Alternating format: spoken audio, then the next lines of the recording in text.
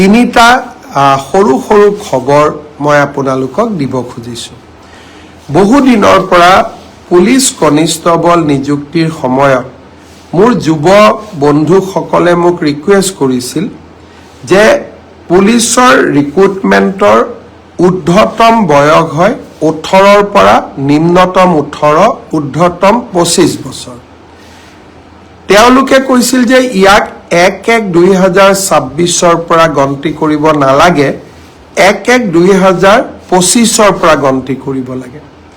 যদি আমি 1-1-2025ৰ পৰা ইয়াক গন্তি কৰোঁ, তেতিয়া আজি 18 বছৰ হোৱা ল'ৰা ছোৱালীবিলাকে ইয়াত অংশগ্ৰহণ কৰিব নোৱাৰিব। বহুত ল'ৰা ছোৱালী নিৰাশ হ'ব। কিন্তু 1-1-2025ত বয়সৰ সীমা নধৰা কাৰণে যিসকলে 25 বছৰ অতিক্ৰম কৰি 26 বছৰত ভৰি দিব, তেওঁলোকো ডিপ্ৰাইভ হ'ব। তেওঁলোকে মোক দুখেৰে জনাইছে। সেয়েহে আজি অসম চৰকাৰে সিদ্ধান্ত গ্ৰহণ কৰিছে যে পুলিচৰ ৰিক্ৰুটমেণ্টৰ বয়স আমি 25 বছৰৰ পৰিৱৰ্তে 26 বছৰ কৰিম। অৰ্থাৎ এতিয়া নিম্নতম বয়স 18 বছৰ হ'ব, ঊৰ্ধ্বতম বয়স 26 বছৰ হ'ব। ইয়াৰ ফলত 1-1-2025 যোনে মোক বিচাৰিছিলে তেওঁলোকেও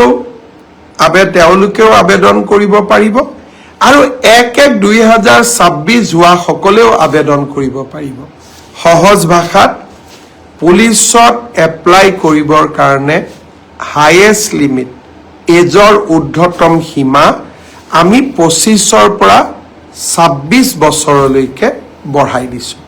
ইয়াৰ সুফল মই ভাবোঁ আপোনালোকে লাভ কৰিব, আৰু পুলিচত আবেদনৰ সময়ো আমি 15 দিন বঢ়াই দিম, যাতে সকলো কেণ্ডিডেটে সোনকালে আৰু সময়মতে আবেদন কৰাত কোনো অসুবিধা নপৰে। দ্বিতীয়তে, কেইটামান দিন আগতে মই আপোনালোকক কৈছিলোঁ যে আমাৰ তৃতীয় আৰু চতুৰ্থ শ্ৰেণীৰ কৰ্মচাৰীসকলে যাতে মিউচুৱেল ট্ৰান্সফাৰৰ সুবিধা ল'ব পাৰে, তাৰ বাবে আমি স্বাগত সতীৰ্থ পৰ্টেলটো আৰু এবাৰ মুকলি কৰি দিম। আজি মই আপোনালোকক আকৌ জনাব খুজিছোঁ যে এইবাৰ এডিআৰিত যোগদান কৰা কেণ্ডিডেটসকলকে ধৰি সকলো চৰকাৰী কৰ্মচাৰীক বদলিৰ বাবে আবেদন কৰিবলৈ সুবিধা দিবলৈ স্বাগত সতীৰ্থ পৰ্টেলটো আমি ফেব্ৰুৱাৰী মাহৰ প্ৰথম সপ্তাহত মুকলি কৰি দিম। বহুকেইজন প্ৰাৰ্থী ইয়াৰ পৰা উপকৃত হ'ব। তৃতীয়তে, এডিআৰি পৰীক্ষাৰ বাবে দিব্যাংগ যিসকল লোকে আবেদন কৰিছিলে তেওঁলোকে মোক কৈ আছে আমাৰ ছেকেণ্ড টাইম মেডিকেল হ'ব লাগে। মই ৰাইজৰ কথা শুনি চলোঁ। ছেকেণ্ড টাইম মই মেডিকেলৰ সুবিধা এটা আপোনালোকক আকৌ দিম। কিন্তু যদি আপোনালোক দিব্যাংগ নহয়, দিব্যাংগৰ কোটাত কিন্তু আমি আপোনালোকক চাকৰি কৰাৰ সুবিধা নিদিওঁ। সেইটো ক্ষেত্ৰত মোক হেঁচা নিদিব। কিন্তু আপোনালোকে যিহেতু কৈছে যে আৰু এবাৰ আমাক চেকআপ কৰাৰ সুবিধা দিয়ক, নিশ্চিতভাৱে আমি আপোনালোকক সেই সুবিধা প্ৰদান কৰিম, যাতে আপোনালোকে আৰু এবাৰ এই ব্যৱস্থাত বা আৰু এবাৰ যদি আপোনালোকৰ প্ৰথমটো ডাউট আছে, আৰু এবাৰ যাতে আপোনালোকে সোনকালে আবেদন কৰিব পাৰে। ভেঞ্চাৰ স্কুলৰ শিক্ষকৰ পৰ্টেলটো মই খুব সোনকালে মুকলি কৰি দিবলৈ শিক্ষা বিভাগক মই জনাইছোঁ।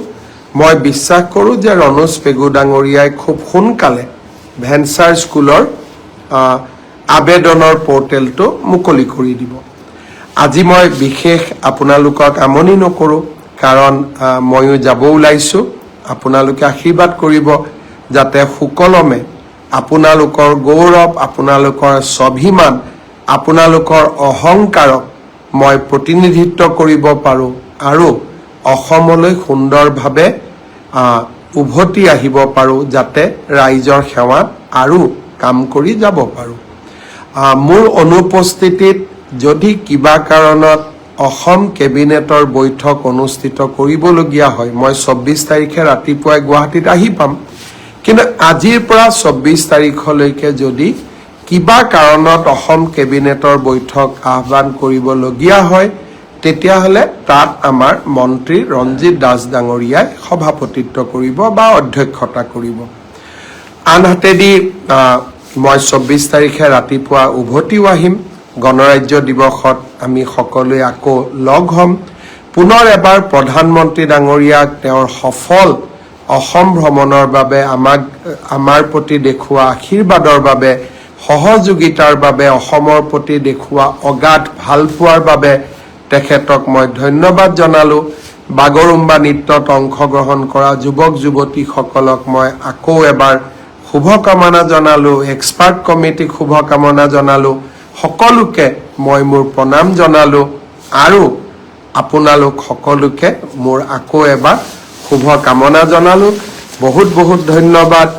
জয় হিন্দ, বন্দে মাতৰম, জয় আই অসম।